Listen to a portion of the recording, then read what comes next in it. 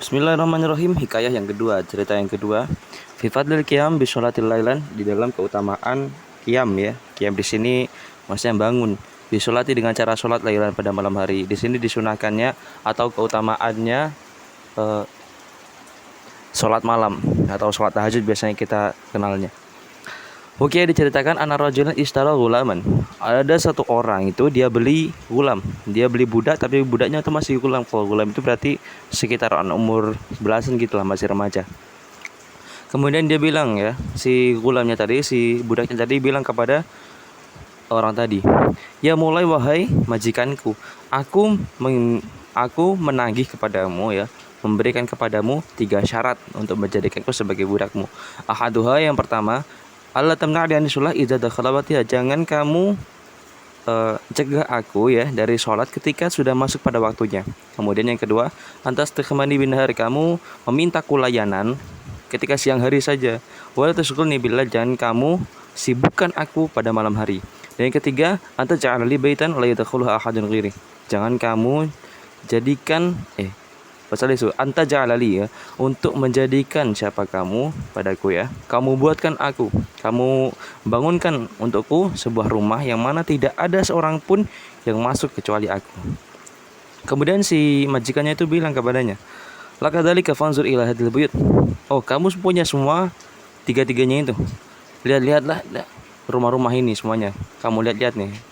Kemudian si budak tadi ya, si gulam tadi, dia berkeliling di rumah-rumah tadi. Kemudian dia lihat tuh satu rumah yang sudah hampir mau roboh tuh.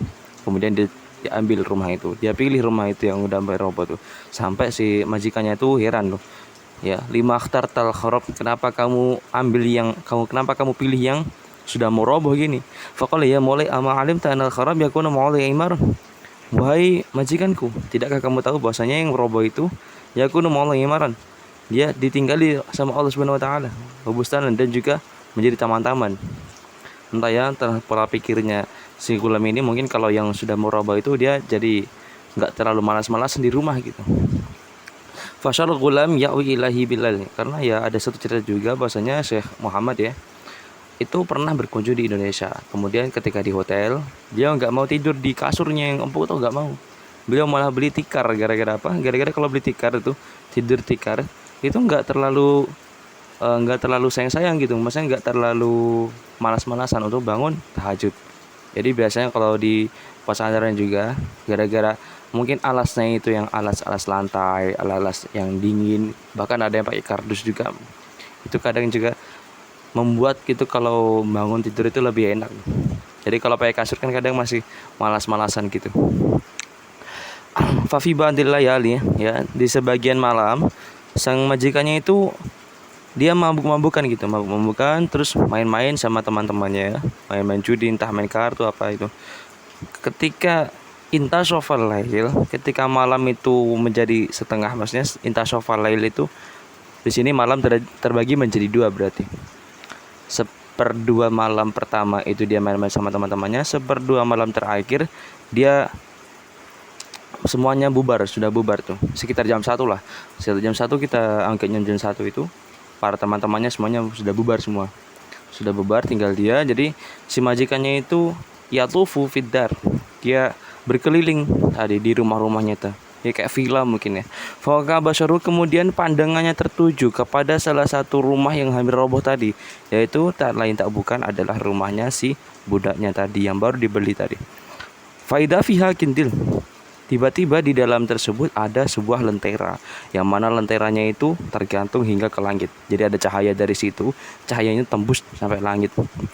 Dia lihat budaknya tadi, gulamnya tadi, itu di dalam keadaan sujud, yang mana dia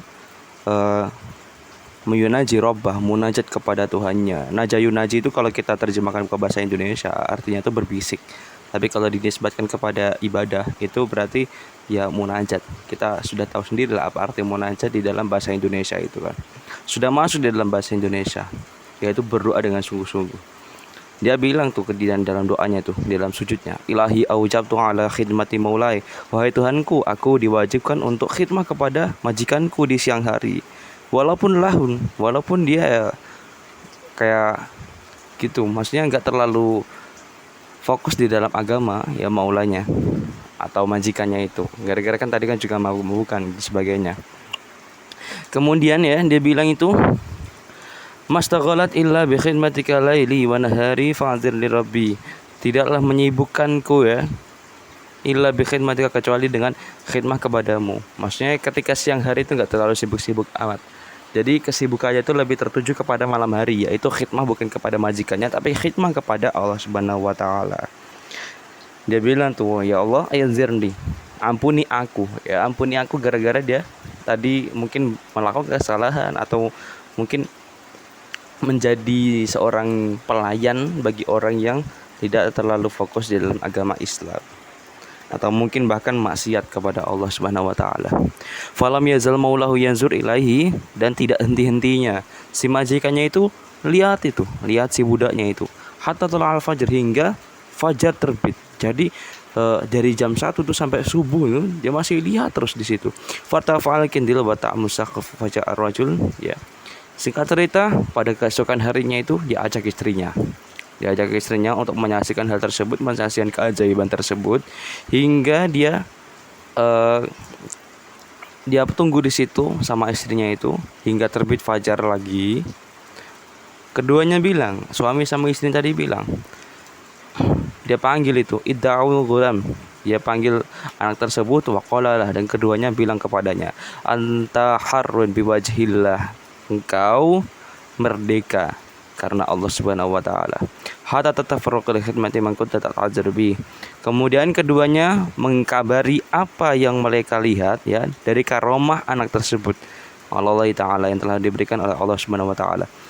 Maka ketika dia dengar apa yang mereka nyatakan, apa yang mereka bilang tadi, bahwasanya mereka melihat keutamaannya atau karomahnya ya, dia bilang, dia berdoa, angkat tangannya si gulam tadi angkat tangannya, kemudian berdoa kepada Allah Subhanahu wa taala, ilahi kuntu as'alu alla takshifa sitri ya, wahai Tuhanku, aku sudah berdoa kepadamu, aku sudah meminta kepadamu untuk jangan engkau bukakan rahasiaku, wa la tazhiru hali, dan janganlah engkau tampakkan keadaanku, fa idza kasyaftahu faqbidni ilaik, maka ketika engkau telah membukanya maka tahanlah aku ya.